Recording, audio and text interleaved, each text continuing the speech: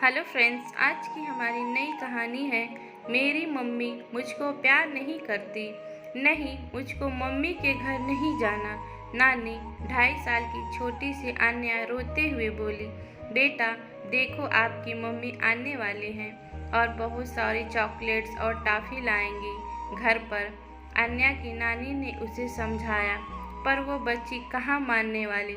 दरअसल आज मैं आपको बताने जा रही हूँ, एक जॉब करने वाली माँ का ऐसा दुख किसी की नज़र में दुख नहीं है, बस माँ के दिल में ही रहता है। प्रिया एक अच्छे प्रोफेशनल कॉलेज में प्रवक्ता है और अपनी बेटी को अपनी माँ के पास छोड़कर जाती है, क्योंकि किसी फुल टाइम मेड के भरोसे बच्चे को छोड़ने का ना तो आज का टाइम रहा और ना ही इतना पक्का प्रिया का दिल है।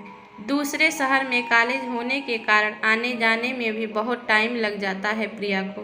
रोज़ घर से सुबह 6:30 बजे निकलती है, चाहे भरी सर्दी हो या सड़ी गर्मी, उसका तो फिक्स टाइम है। रात को 7:30 बजे तक आती है वापस। ऐसे में असली मेहनत तो नन्ही अन्या को भी पड़ रही है।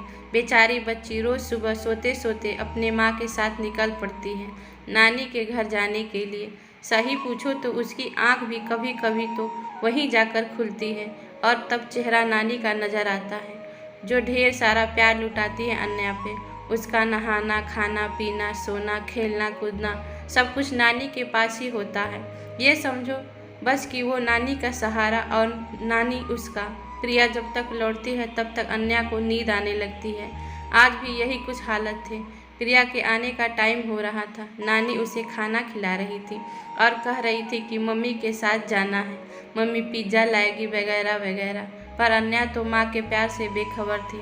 उसे क्या पता था कि उसकी माँ को नौकरी शौक में नहीं बल्कि मजबूरी में करनी पड़ रही है, ताकि आगे चल के पालन पोषण में कमी ना रहे।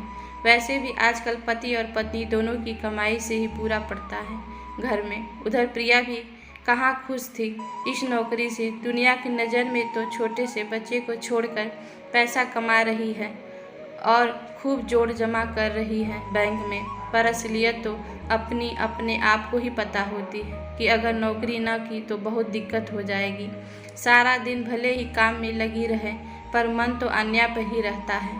प्रिया का दिन भर बस फ़ोन के सहारे रहती है। फ़ोन पर ही माँ अन्या के हरकतों के बारे में बताती रहती है उसे, बस उसी से दिल बहला जाता है। पर किस कदर तड़पती है वो अपनी बच्ची के साथ खेलने के लिए, ये बस एक माँ ही समझ सकती है। कॉलेज जैसे ही ऑफ होता है जल्दी से घर पहुँचने की लग जाती है कि कब अपनी बच्ची के साथ खेले, पर हालत की मारी करे तो क्या करे, आखिर रास्ता काटना ही पड़ता है। पूरे 2 घंटे लगते हैं उसे घर तक पहुँचने में। बस से उतर कर जल्दी से कुछ न कुछ अन्या के लिए खरीदती है और लंबे लंबे कदम बढ़ाती है घर की ओर। मन ही मन अन्या के बारे में सोचती है कि कैसे उसे गोद में लेकर ढेर सारा प्यार करेगी।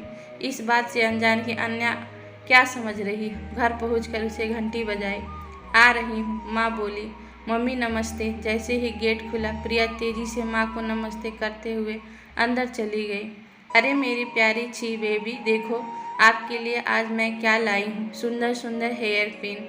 भरपूर लाड लुटाते हुए प्रिया ने अन्या को गोद में लिया। पर ये क्या, अन्या तो चुपचाप उसकी गोद से उतर गई। क्या हुआ मेरी बेबी गर्ल को? भूखी आई? फिर से प्यार भरी आवाज़ में प्रिया ने अन्या को बुलाया, पर आज तो अन्या चुपचाप नानी के पास बैठी। अन्या देखो आपकी मम्मी आपके लिए कितने सुंदर हेयर पिन लाई हैं, नानी ने भी अन्या को प्यार से कहा। पर न जाने आज अन्या को क्या हुआ था, वो बस नानी से चिपकी बैठी थी। शायद तबीयत कुछ ढीली है आज अन्या की। मैं जल्दी से इसे लेकर जा रही हूँ मम्मी, और दवाई वगैरह देकर आराम से सुला दूँगी।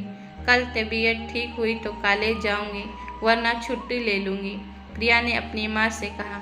तभी अचानक अन्या अपनी तुतलाती बोली में बोली, नहीं नानी, मुझको नहीं जाना मम्मी के साथ। सुनकर अवाक रह गई प्रिया। पर तभी उसकी माँ बोली, बेटा क्यों नहीं जाना मेरी रानी बिटिया को? देखो मम्मी कितना प्यार करेगी, प्यार से अपने पास सुलाएगी। नहीं नानी, मुझको नहीं जाना। अन्या नानी के पीछे ऐसे छुप गई जैसे प्रिया उसे पकड़कर जबरदस्ती ले गई।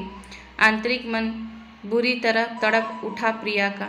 अन्या का यह बर्ताव देखकर मुश्किल से अपने आंसू रोकते हुए बोली, क्या हो गया इसे आज? उसकी माँ ने अन्या को कहा, बाबू क्या हुआ? नानी, मम्मी मुझको प्यार नहीं करती, बस आप ही करती हो। नानी, मुझको हप्पा भी खिलाती हो, टॉय भी देती हो और प्यार भी करती हो।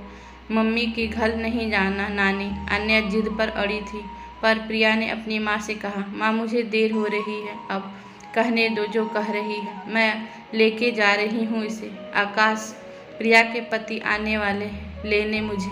इतना कहकर अन्या को जबरदस्ती जैकेट पहनाने लगी प्रिया, पर जो तूफान उसके मन में आज उठा है उसका किसी को अंदाजा भी नहीं।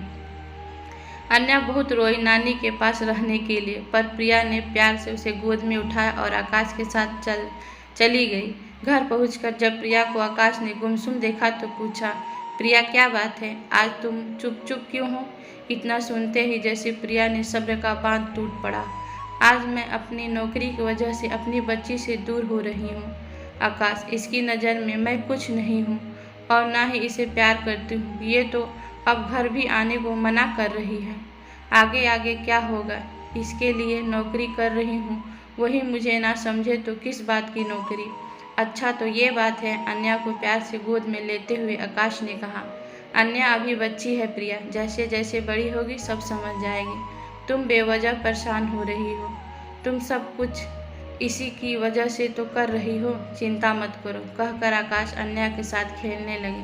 पर प्रिया के मन में आज ये बात बुरी तरह से घर कर गई कि अन्या कहीं न कहीं उससे दूर हो रही है, सिर्फ और सिर्फ जॉब के चक्कर में। भाड़ में जाए ऐसी नौकरी जो अपने बच्चों को टाइम भी ना दे पाऊँ। छोड़ दूंगी जल्दी ही, अगर मेरी मजबूरी ना होती तो आज ही छोड़ देती ऐसी नौकरी। ये बोलते बोलते प्रिया की आंखें भर आई और अन्या के पास जाकर बैठ गई, पर अन्या तो सोने के लिए तैयारी में थी। अब प्रिया ने उसे आराम से लिटाया और थपथपाकर आराम से सुलाने लग गई।